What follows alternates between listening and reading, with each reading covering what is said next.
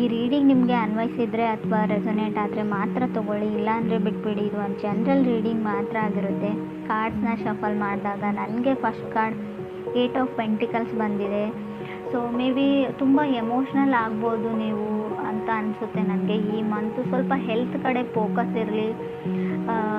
ತುಂಬ ಸಣ್ಣ ಪುಟ್ಟ ತೊಂದರೆಗಳಂತ ಹೇಳಲ್ಲ, ಏನಾದರೂ ತಾಗಿಸ್ಕೊಡ್ತೀರಾ, ಬೆರಳುಗಳ ಬಗ್ಗೆ ಹುಷಾರಾಗಿರಿ.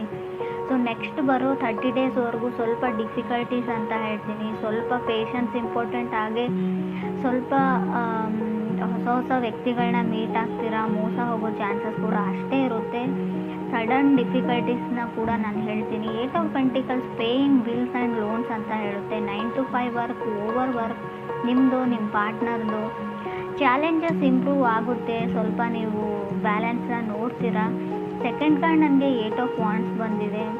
ತುಂಬ ಕಾನ್ಸಂಟ್ರೇಷನ್ ಅಗತ್ಯ ಇದೆ ರಿಲೇಷನ್ಶಿಪ್ ಬಗ್ಗೆ ಮತ್ತು ನೀವು ಮಾಡೋ ಕೆಲಸದ ಬಗ್ಗೆ ಅಂತ ಕೂಡ 8 ಆಫ್ ವಾಂಡ್ಸ್ ಹೇಳ್ತಾ ಇದೆ. ಸೊ ಥರ್ಡ್ ಕಾರ್ಡ್ ನನಗೆ ನೈಟ್ ಆಫ್ ವಾಂಡ್ಸ್ ಬಂದಿದೆ. ತುಂಬ ಹಾರ್ಡ್ ವರ್ಕಿಂಗ್ ಇದ್ದೀರಾ. ನಾನು ಆಗಲೇ ಹೇಳಿದೆ, ಸ್ಯಾಟರ್ನ್ ಇದ್ದಾನೆ ಅಂದರೆ ಹಾರ್ಡ್ ವರ್ಕ್ ನೀವು ಮಾಡಲೇಬೇಕು. ಸೊ ಕೆಲವರು ಈ ಚಾಲೆಂಜಸ್ಸಿಂದ ಹೊರಗಡೆ ಹೋದ್ರಾಯ್ತು ಅನ್ನೋ ಪ್ಲ್ಯಾನಲ್ಲಿದ್ದೀರಾ, ಬಟ್ ಅದು ಹಾಗಾಗೋದಿಲ್ಲ. ನೀವು ಅದನ್ನೆಲ್ಲ ಕ್ಲಿಯರ್ ಮಾಡೇ ನೀವು ಲೈಫ್ ಇರೋದೇ ಹಾಗೆ, ಏನೂ ಮಾಡೋಕ್ಕಾಗೋದಿಲ್ಲ. ಬಟ್ ಇಲ್ಲಿ ಕೆಲವರು ತುಂಬ ಲೇಝಿ ಇದ್ದೀರಾ. ಶ್ಯೂರ್ ನೀವು ಕನೆಕ್ಟ್ ಆಗಿರೋ ಪರ್ಸನ್ನು, ಅದ್ರ ಕಡೆ ಕೂಡ ಗಮನ ಕೊಡಿ. ಸ್ವಲ್ಪ ಆ್ಯಕ್ಟಿವ್ ಆಗಿರಿ, ಜಿಮ್ಗೆ ಹೋಗಿ ವ್ಯಾಯಾಮ ಮಾಡಿ, ಜಾಗಿಂಗ್ ಮಾಡಿ, ಫಿಟ್ನೆಸ್ ಫ್ರೀಕ್ ಆಗಿರಿ ಅಂತ ಕಾರ್ಡ್ ಹೇಳುತ್ತೆ. ಫೋರ್ತ್ ಕಾರ್ಡ್ ನನಗೆ ಏಸ್ ಆಫ್ ವಾಂಡ್ಸ್ ಬಂದಿದೆ. ಟ್ರಾವೆಲ್ ರೆಸ್ಟ್ರಿಕ್ಷನ್ಸ್ ಅಂತ ಹೇಳುತ್ತೆ. ಯಾವುದಕ್ಕೋ ಏನೋ ಪ್ಲ್ಯಾನ್ ಮಾಡಿರ್ತೀರಾ, ಟ್ರಾವೆಲ್ ಮಾಡಬೇಕು, ನಿಮ್ಮ ಪಾರ್ಟ್ನರ ಮೀಟ್ ಆಗಬೇಕು ಅಂತ. ಸೊ ಅದಾಗೋದಿಲ್ಲ. ಸೊ ಕೆಲಸದ ಒತ್ತಡದಿಂದ ತುಂಬ ಪ್ರೋಗ್ರಾಮ್ಸ್ ಆ್ಯಂಡ್ ಪ್ಲ್ಯಾನ್ಸ್ ಕ್ಯಾನ್ಸಲ್ ಹೋಗೋ ಚಾನ್ಸಸ್ ಇದೆ, ನಿಮ್ಮದು ಅಥವಾ ನಿಮ್ಮ ಪಾರ್ಟ್ನರ್ದು. ಫಿಫ್ತ್ ಕಾರ್ಡ್ ನನಗೆ 7 ಆಫ್ ಸಾರ್ಡ್ಸ್ ಬಂದಿದೆ. ಇಲ್ಯೂಷನ್ಸ್ ಅಂತ ಹೇಳುತ್ತೆ. 7 ಆಫ್ ಸಾರ್ಡ್ಸ್ ಕೆಲವೊಮ್ಮೆ ಭ್ರಮೆಯಲ್ಲಿರೋದನ್ನು ರೀಪ್ರೆಸೆಂಟ್ ಮಾಡುತ್ತೆ. ನೀವು ಭ್ರಮೆಯಲ್ಲಿದ್ದೀರೋ, ನಿಮ್ಮ ಪಾರ್ಟ್ನರ್ ಭ್ರಮೆಯಲ್ಲಿದ್ದಾರೋ, ತುಂಬ ಸುಳ್ಳುಗಳನ್ನ ಹೇಳ್ತೀರಾ. ಅಗತ್ಯ ಇಲ್ಲದೆ ಇದ್ದರೂ ಕೂಡ ನೀವು ತುಂಬ ಸುಳ್ಳನ್ನ ಹೇಳ್ತಿರೋ, ಅಥವಾ ನಿಮ್ಮ ಪಾರ್ಟ್ನರ್ ತುಂಬ ಸುಳ್ಳುಗಳನ್ನ ಹೇಳ್ತಾರೋ. ಸೊ ರೆಡ್ ಫ್ಲ್ಯಾಗ್ ಅಂತ ಹೇಳುತ್ತೆ. ನಿಮಗೇನೋ ತುಂಬ ಫೀಲಿಂಗ್ಸ್ ಇದೆ, ಡೇಟ್ ಮಾಡಬೇಕು, ಅವ್ರನ್ನ ಮೀಟ್ ಆಗಬೇಕು, ಅವ್ರನ್ನ ನೋಡಬೇಕು, ಅವ್ರ ಜೊತೆ ಫೀಲಿಂಗ್ಸ್ನ ಶೇರ್ ಮಾಡ್ಕೊಳ್ಬೇಕು ಅಂತ. ಬಟ್ ನಿಮ್ಮ ಪಾರ್ಟ್ನರ್ದು ರೆಡ್ ಫ್ಲ್ಯಾಗ್ ಇದೆಯೋ, ನಿಮ್ಮದು ರೆಡ್ ಫ್ಲ್ಯಾಗ್ ಇದೆಯೋ, ತುಂಬ ರೆಸ್ಟ್ರಿಕ್ಟಿವ್ ಇದ್ದಾರೆ, ಅವರು ಓಪನ್ ಅಪ್ ಆಗ್ತಾ ಇಲ್ಲ, ಫೀಲಿಂಗ್ಸ್ನ ಶೇರ್ ಮಾಡ್ಕೊಳ್ತಾ ಇಲ್ಲ ಅಂತ ಅನಿಸುತ್ತೆ. ಸಿಕ್ಸ್ ಕಾರ್ಡ್ ನನಗೆ 7 ಆಫ್ ಕಪ್ಸ್ ಬಂದಿದೆ. ಕೆಲವರು ತುಂಬ ಕೆಲಸದಲ್ಲೋ ಅಥವಾ ರಿಲೇಷನ್ಶಿಪ್ಪಲ್ಲೋ ತುಂಬ ಕನ್ಸಿಸ್ಟೆನ್ಸ್ ಇದ್ದಾರೆ. ಸೊ ಹೇಗಾದರೂ ಮಾಡಿ ಅವ್ರನ್ನ ಪಡ್ಕೊಳ್ಳೇಬೇಕು, ಅವ್ರ ಮನಸ್ಸನ್ನ ಗೆಲ್ಲೇಬೇಕು ಅನ್ನೋ, ಸೊ ಅಥವಾ ಗೋಲ್ಸ್ನ ಅಥವಾ ಡ್ರೀಮ್ಸ್ ಕೆರಿಯರ್ ಬಗ್ಗೆ ಆದರೆ ಆ ಗೋಲ್ಸ್ನ ರೀಚ್ ಮಾಡಲೇಬೇಕು ಅಂತ ಹೇಳ್ತಾರೆ.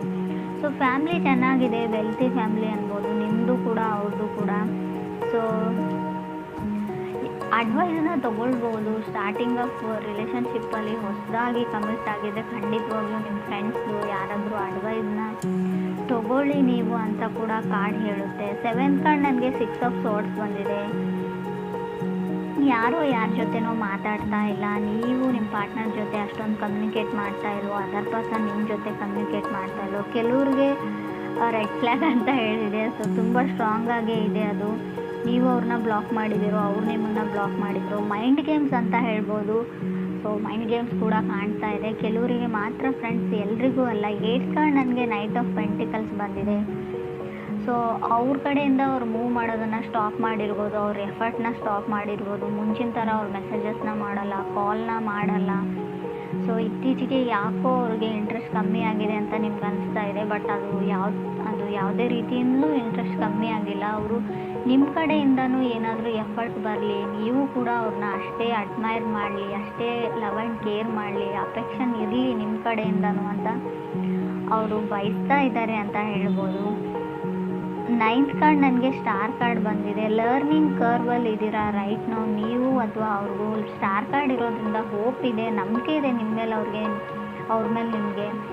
ಸೊ ಚೇಂಜಸ್ ಇನ್ ರಿಲೇಷನ್ಶಿಪ್ ಅಂತ ಹೇಳುತ್ತೆ ಸ್ಟಾರ್ ಕಾರ್ಡ್ ಕೂಡ. 10th ಕಾರ್ಡ್ ನನಗೆ 6 ಆಫ್ ಪೆಂಟಿಕಲ್ಸ್ ಬಂದಿದೆ.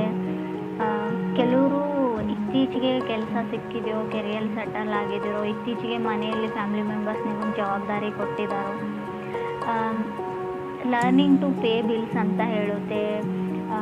ಏನಾದರೂ ಡೀಪ್ ಸ್ಟಫ್ನ ಬೈ ಮಾಡೋದು, ಪ್ರಾಪರ್ಟಿ ಖರೀದಿ ಮಾಡೋದು, ವೆಹಿಕಲ್ಸ್ನ ತೊಗೊಳ್ಳೋದು, ತುಂಬ ರೆಸ್ಪಾನ್ಸಿಬಿಲಿಟೀಸ್ನ ತೊಗೊಳ್ತಾ ಇದ್ದೀರಾ ಕೆಲವರು ಅಂತ ಕೂಡ ಕಾರ್ಡ್ ಹೇಳುತ್ತೆ. ತುಂಬ ಲೇಜಿ ಇದ್ದರೆ ಮುಂಚೆ ಫ್ಯಾಮಿಲಿ ಮೆಂಬರ್ಸ್ ನೋಡ್ಕೊಳ್ತಾರೆ, ಪೇರೆಂಟ್ಸ್ ನೋಡ್ಕೊಳ್ತಾರೆ, ಸೊ ಅದ್ರ ಬಗ್ಗೆ ಎಲ್ಲ ನಾನು ಯೋಚನೆ ಮಾಡಲ್ಲ ಅಂತ ಅಂದ್ಕೊಳ್ತಿದ್ರಿ. ಬಟ್ ಇತ್ತೀಚೆಗೆ ಎಲ್ಲ ಜವಾಬ್ದಾರಿಗಳು, ಸೊ ಇದು ನಿಮ್ಮ ಜೊತೆ ಆಗ್ತಾ ಇರ್ಬೋದು ಈ ಸಿಚುವೇಶನ್, ಅಥವಾ ನಿಮ್ಮ ಪಾರ್ಟ್ನರ್ ಲೈಫಲ್ಲಿ ಕೂಡ ಆಗ್ತಾ ಇರ್ಬೋದು ಅಂತ ಕಾರ್ಡ್ಸ್ ಹೇಳುತ್ತೆ. 11th ಕಾರ್ಡ್ ನನಗೆ 8 ಆಫ್ ಕಪ್ಸ್ ಬಂದಿದೆ.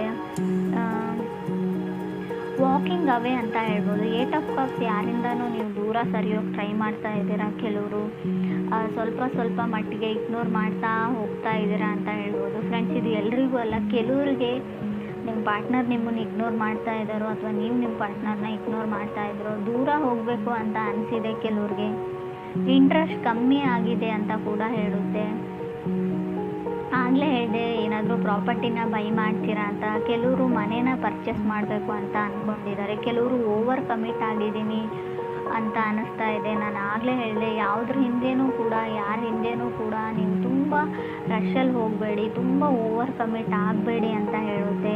ಸೊ ನಿಮ್ಮ ಮನಸ್ಸು ಏನು ಹೇಳುತ್ತೆ ಅದನ್ನು ಮಾಡಿ, ಪರವಾಗಿಲ್ಲ. ಆದರೂ ಕೂಡ ಅವ್ರಿಗೆ ನೀವು ಹೆಸಿಟೇಟ್ ಮಾಡ್ತಾ ಇದ್ದೀರಾ, ಇರಿಟೇಟ್ ಮಾಡ್ತಾ ಇದ್ದೀರಾ ಅನ್ನೋದ್ರ ಬಗ್ಗೆ ಕೂಡ ಯೋಚನೆ ಮಾಡಿ. ಸ್ವಲ್ಪ ಸ್ಟಾರ್ಟಿಂಗಲ್ಲಿ ಸ್ವಲ್ಪ ಪೇಷನ್ಸ್ ಇಂಪಾರ್ಟೆಂಟ್ ಆಗುತ್ತೆ. ಅವ್ರನ್ನ ನೀವು ಅರ್ಥ ಮಾಡ್ಕೊಳ್ಳೋಕೆ ಟ್ರೈ ಮಾಡಿ, ಅಥವಾ ನೀವು ಅವರು ನಿಮ್ಮನ್ನು ವೈಸ್ ವರ್ಸ ಅಂತ ಕಾರ್ಡ್ ಹೇಳುತ್ತೆ. 12th ಕಾರ್ಡ್ ನನಗೆ 2 ಆಫ್ ಸಾರ್ಡ್ಸ್ ಬಂದಿದೆ. 13th ಕಾರ್ಡ್ ಏಸ್ ಆಫ್ ಸಾರ್ಡ್ಸ್ ಬಂದಿದೆ. ಸೊ ಅವ್ರು ಯಾಕೋ ಮಾತಾಡ್ತಾ ಇಲ್ಲ ನಿಮ್ಮ ಜೊತೆ ಅಂತ ಅಂದ್ಕೊಳ್ತೀನಿ ನಾನು. ನಿಮ್ಮ ಪಾರ್ಟ್ನರ್ ನಿಮ್ಮ ಜೊತೆ ಮಾತಾಡ್ತಾ ಇಲ್ಲ. ಸೊ ತುಂಬ ಸೇಫ್ಗೆ ಮಾಡ್ತಾರೆ, ಅವರು ಸೇಫಾಗಿರೋಕ್ಕೆ ಟ್ರೈ ಮಾಡ್ತಾರೆ. ಮೇ ಬಿ ಕೆಲವ್ರಿಗೆ ತುಂಬ ಟಾಕ್ಸಿಕ್ ರಿಲೇಷನ್ಶಿಪ್ಪಲ್ಲಿ ಇದ್ರಿ, ನಿಮ್ಮ ಫ್ಯಾಮಿಲಿ ಮೆಂಬರ್ಸ್ ನಿಮ್ಮನ್ನು ಸೇವ್ ಮಾಡಿದರು, ಆ ವ್ಯಕ್ತಿ ಸರಿ ಇಲ್ಲ ಅಂತ ಹೇಳಿದರು, ಅದಾದಮೇಲೆ ನೀವು ಹೊರಗಡೆ ಬಂದ್ರಿ. ಸೊ ಟೈಮ್ ಟು ಲರ್ನ್ ಅಂತ ಹೇಳುತ್ತೆ. ಕಲಿಯೋದಕ್ಕೆ ತುಂಬ ಇದೆ ಇವ್ರಿಗೆ ಲೈಫಲ್ಲಿ, ಅದನ್ನು ಕಲಿಯೋದಕ್ಕೆ ಟ್ರೈ ಮಾಡಿ, ಲೈಫ್ ಲೆಸನ್ಸ್ನ ಕಲೀರಿ ಅಂತ ಹೇಳುತ್ತೆ. ಇನ್ನೂ ತುಂಬ ಟೈಮ್ ಇದೆ ನಿಮಗೆ.